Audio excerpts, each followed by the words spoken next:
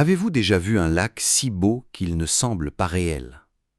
Pas une peinture, pas un fond d'écran, un vrai endroit, de l'eau que vous pouvez toucher, de l'air que vous pouvez respirer, un silence que vous pouvez vraiment ressentir. Aujourd'hui, on ne parle pas de ville, ni de monuments, ni de pièges à touristes. On va quelque part de plus calme, de plus sauvage. On explore les lacs les plus époustouflants d'Europe, des endroits où la nature a décidé de se montrer sous son meilleur jour, et franchement, ça a marché. Commençons. Le lac d'Annecy, France. Avant même de parler de l'eau, parlons de l'air. Propre, frais, portant juste un soupçon de pin et de pierre de montagne. Voici les Alpes françaises. Et au cœur de tout cela se trouve un lac que les habitants appellent le plus beau d'Europe. Et honnêtement, ils n'ont pas tort. L'eau d'Annecy est turquoise. Pas ce turquoise délavé et grisâtre qu'on voit sur de vieilles cartes postales. Le vrai, profond, vif, presque électrique. Il reflète les sommets environnants si parfaitement que par un matin calme, on ne distingue véritablement plus où la montagne s'arrête et où l'eau commence. Ce qui rend Annecy si spéciale, ce n'est pas seulement sa beauté, c'est sa propreté. Il y a des décennies, ce lac était lourdement pollué. Les communautés locales se sont battues, ont adopté des lois environnementales strictes et peu à peu, laborieusement, elles l'ont ramené à la vie. Aujourd'hui, c'est l'un des lacs les plus propres de tout le continent. Il y a quelque chose de puissant dans ça, un endroit qui était presque perdu et qui a été sauvé. Promenez-vous dans la vieille ville voisine avec ses rues pavées et ses canaux et vous comprendrez pourquoi les gens viennent ici et ne veulent plus vraiment repartir. Le lac de Bled, Slovénie. Si Annecy est élégant, le lac de Bled est envoûtant. C'est le lac qui ressemble à quelqu'un ayant pris un conte de féerie et l'ayant rendu physique. Au milieu de l'eau, et je veux dire vraiment au milieu, se trouve une toute petite île. Et sur cette île, une église. Des murs blancs, un toit rouge, un clocher qui s'élève au-dessus des arbres. Ça semble complètement impossible, comme s'il avait été placé là par une histoire, pas par la géologie. Et puis, vous levez les yeux et il y a un château, perché sur une falaise à pic, des centaines de mètres au-dessus de l'eau, regardant tout de haut comme s'il observait depuis des siècles. Parce que c'est le cas. Le château de Bled a plus de 1000 ans. Le lac lui-même est calme, presque étrangement calme. Il est niché dans une vallée encerclée par les Alpes juliennes, abrité du vent, assez chaud pour nager en été, brumeux et mystérieux en hiver. Chaque saison lui donne un visage différent. La tradition locale dit que vous devez sonner la cloche de l'église sur l'île et faire un vœu. Le vœu, dit-on, se réalisera. Que vous y croyez ou non, vous voudrez y croire quand vous serez là-bas. Le lac de Côme, Italie. Certains endroits sont beaux. Le lac de Côme est cinématographique. Il se trouve dans les Alpes du Nord italiennes, en forme de Y inversé, s'étirant et se courbant entre des pentes montagneuses recouvertes de cyprès, d'oliviers et de villas en terre cuite. Les Romains venaient ici pour fuir la chaleur. Les nobles de la Renaissance bâtissaient des palais le long de ces rives. Aujourd'hui, artistes, écrivains et oui, des stars de cinéma viennent encore ici pour la même raison qu'ils l'ont toujours fait. Parce que Côme fait quelque chose en vous. Il vous ralentit. À l'heure dorée, la lumière transforme l'eau dans quelque chose de fondu, ambre, rose et cuivre profond. Les montagnes virent au violet derrière. Des vieux villages en pierre attrapent les derniers rayons du soleil.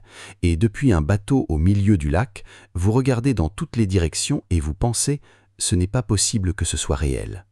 Mais si, absolument. Le lac de Lucerne, Suisse. Si Annecy est passion, le lac de Lucerne est paix. Le lac le plus emblématique de Suisse se trouve au pied du mont Pilate et du mont Rigi, entouré de collines forestières et de villes médiévales. L'eau ici n'est pas dramatique, elle est calme, immobile, profondément, sincèrement immobile. Le matin, avant que les bateaux ne sortent, la surface du lac de Lucerne ressemble à du verre poli. Les montagnes s'y reflètent avec une précision presque architecturale. Quelques détails, quelques crêtes, quelques champs de neige, quelques lignes de forêt renvoyées en miroir dans un silence parfait. La ville de Lucerne elle-même se trouve au bord du lac. Le célèbre pont de la Chapelle, l'un des plus vieux ponts en bois d'Europe, s'étire sur l'eau. Des rues pavées, des clochers, le son des cloches sur l'eau. C'est le genre d'endroit où on ne ressent pas le besoin de prendre des photos toutes les 5 minutes. On s'assit simplement, et on respire, et on laisse faire. Les lacs de Plitvice, Croatie. Et puis, parfois, la nature ne veut pas être calme, parfois elle veut bouger. Plitvice n'est pas un seul lac, c'est 16 lacs qui cascadent dans une vallée forestière en une chaîne de chutes d'eau, l'une se déversant dans l'autre, reliées par des passerelles en bois qui serpentent à travers mistes, traits et eaux rugissantes. La couleur ici est quelque chose qui sort d'un rêve. Turquoise, oui, mais aussi bleu sortiel, vert et un bleu profond presque surnaturel qui change au fil de la lumière au cours de la journée. Les scientifiques peuvent l'expliquer, ce sont les minéraux, les algues, la clarté de l'eau, mais connaître l'explication ne le rend pas moins séduisant. Traversez Plitvice lentement, laissez-vous un peu mouiller par l'embrume, écoutez le son de l'eau en mouvement tout autour de vous, constant, vivant, puissant. C'est l'un des endroits les plus anciens d'Europe, et il semble quelque part d'ancien, quelque part qui existait bien avant nous, et existera bien après nous. C'est le genre d'endroit qui vous fait sentir petit, et d'une certaine façon, ça fait du bien. Le lac de Hallstatt, Autriche. Il y a de beaux lacs, et puis il y a Hallstatt. Ce petit village autrichien est devenu l'un des endroits les plus photographiés du monde, et quand on le voit la première fois, on comprend immédiatement pourquoi. Le village s'accroche au bord d'une pente montagneuse abrupte, ses maisons colorées reflétées dans l'eau sombre contrebas. Derrière lui, les sommets du Dachstein s'élèvent brusquement, parfois couverts de neige, même en été. Par un matin misteux, Hallstatt est fantomatique et romantique à parts égales. Les montagnes disparaissent dans l'éclos bas mistes, l'eau devient immobile et noire. Un clocher d'église apparaît au-dessus de la brume comme un signal venu d'une autre époque. Cet endroit est ancien. La plus ancienne mine de sel du monde se trouve ici, creusée dans la montagne au-dessus du village. Des gens ont vécu et travaillé ici plus de 7000 ans. La beauté que vous voyez aujourd'hui n'est pas accidentelle. C'est le résultat de siècles d'êtres humains choisissant de construire quelque chose à la hauteur de leur environnement. Le lac de Garde, Italie. Revenons en Italie, mais une Italie complètement différente. Le lac de Garde est le plus grand lac du pays, et il contient des multitudes. Au nord, où les montagnes se rapprochent près, il ressemble presque à quelque chose de scandinave, semblable à un fjord dramatique avec des falaises à pic plongeant droit dans l'eau. Au sud, il s'ouvre, devient plus doux, plus chaud, presque méditerranéen, citronnier, olivier, village en pierre pâle.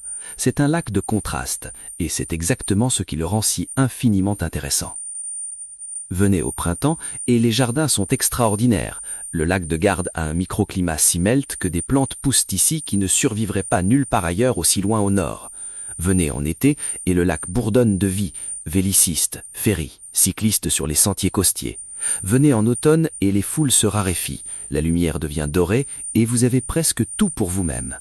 Le lac de Garde n'est pas calme et méditatif comme Lucerne, il est vivant, et parfois c'est exactement ce dont vous avez besoin.